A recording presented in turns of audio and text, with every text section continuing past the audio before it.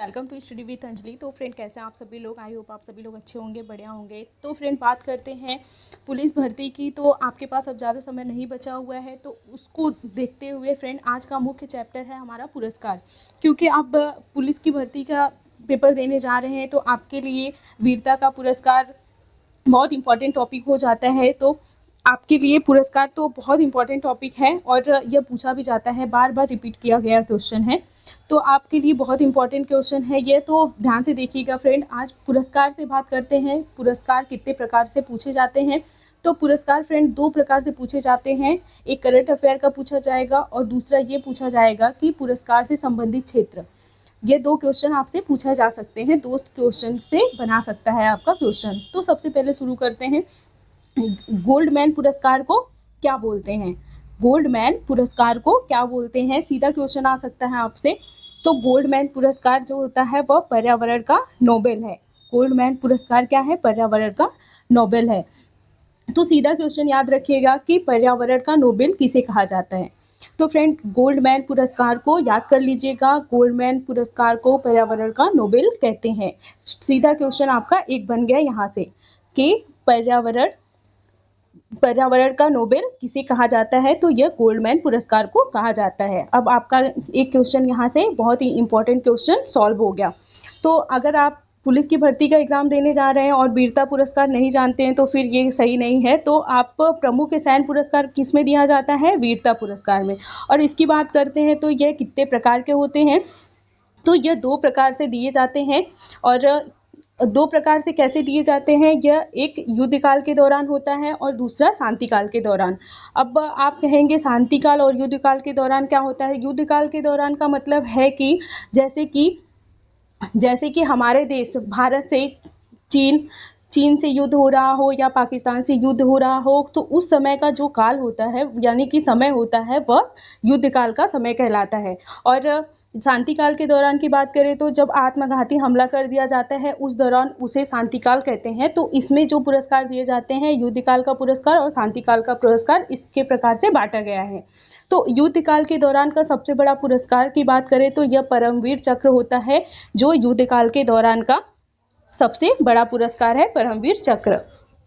और सबसे पहले बात कर लेते हैं युद्ध काल के दौरान कि सबसे पहला जो परमवीर चक्र है किसे प्राप्त हुआ था? तो यह सोमनाथ शर्मा को मिला था। युद्ध काल के दौरान का सबसे बड़ा पुरस्कार परमवीर चक्र। और युद्ध काल के दौरान के दूसरे सबसे बड़े पुरस्कार की बात करते हैं तो वह महावीर चक्र होता है। और तीसरे सबसे बड़े चक्र की बात करें तो यह वीर चक्र दिया जाता है युद्ध काल के दौरान का। नेक्स्ट देखते हैं, शांति काल के दौरान की बात करते हैं। शांति काल के दौरान कौन सा चक्र आपको पुरस्कार के रूप में दिया जाता है? तो शांति काल के दौरान की बात करें तो सबसे बड़ा होता है शांति काल के दौरान का पुरस्कार जो है अशोक चक्र। अशोक चक्र जो दिया जाता है पुरस्कार, वह शांति काल के दौरान का चक्र होता है। और कीर्ति चक्र दूसरा सबसे बड़ा शांति काल के दौरान का चक्र है। और तीसरा होता है शौर्य चक्र। यह तीनों चक्र, पहला, दूसरा और तीसरा, जो शांति काल के दौरान का सबसे इम्पॉर्टेंट यानी कि सबसे बड़ा चक्र होता है, कोई छोटा और बड़ा नहीं है इसमें। और नेक्स्ट पुरस्कार देखते हैं, भटनागर पुरस्कार। भटनागर पुरस्कार किस क्षेत्र में दिया जाता है? तो भटनागर पुरस्कार की बात करें तो यह विज्ञान के क्षेत्र में दिया जाता है। भटनागर पुरस्कार विज्ञान के क्षेत्र में आपको दिया जाता है भटनागर पुरस्कार। एबेल पुरस्कार की बात कर लेते हैं तो यह गणित का नोबेल कहलाता है। एबेल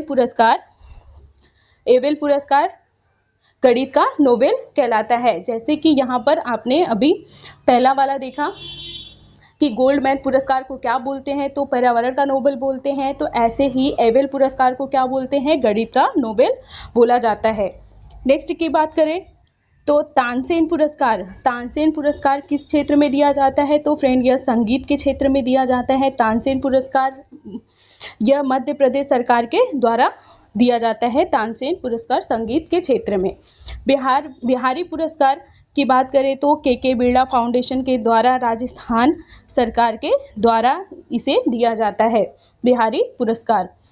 ज्ञानपीठ पुरस्कार की बात करें तो साहित्य के क्षेत्र में इसे दिया जाता है, क्षेत्र की बात है। और यहाँ पर समझिएगा, ज्ञानपीठ पुरस्कार किस क्षेत्र में दिया जाता है, तो साहित्य के क्षेत्र में दिया जाता है। और बात करते हैं इसके प्रारंभ की, कब से दिया जाता है, तो यह 1961 से दिया जाता है। और सबसे इम्पॉर्टेंट चीज़ है कितनी भाषाओं में दिया जाता है, तो यह 22 भाषाओं में दिया जाता है। और बात करते हैं फ्रेंड, प्रथम विजेता कौन थे इनके, जिन्हें ज्ञानपीठ पुरस्कार प्राप्त हुआ था, तो सबसे पहले जी शंकर कुरूप को प्रथम विजेता यानी ज्ञानपीठ पुरस्कार से सम्मानित किया गया था, वह थे जी शंकर कुरूप। और किस भाषा में दिया गया था, यह भी बहुत इंपॉर्टेंट हो जाता है, तो यह मलयालम भाषा में इन्हें ज्ञानपीठ पुरस्कार प्राप्त हुआ था, यानी कि ज्ञानपीठ पुरस्कार इन्हें मलयालम भाषा में दिया गया था। नेक्स्ट की बात करते हैं, तो फ्रेंड प्रथम हिंदी भाषा में, वहाँ पे वो उन्हें मलयालम में दिया गया था डॉक्टर जी शंकर कुरूप को। और यहाँ प्रथम हिंदी भाषा की बात करें तो सबसे पहला जो था प्रथम हिंदी भाषा में सुमित्रा नंदन पंत को दिया गया था। और सुमित्रा नंदन पंत को दिया गया था, ये चिदम्बरा के लिए इन्हें ज्ञानपीठ पुरस्कार मिला था, सुमित्रा नंदन पंत को पहला हिंदी भाषा के लिए। और प्रथम महिला कौन थी, सबसे पहले ज्ञानपीठ पुरस्कार पाने वाली प्रथम महिला जो थी वह आशापूर्णा देवी थी।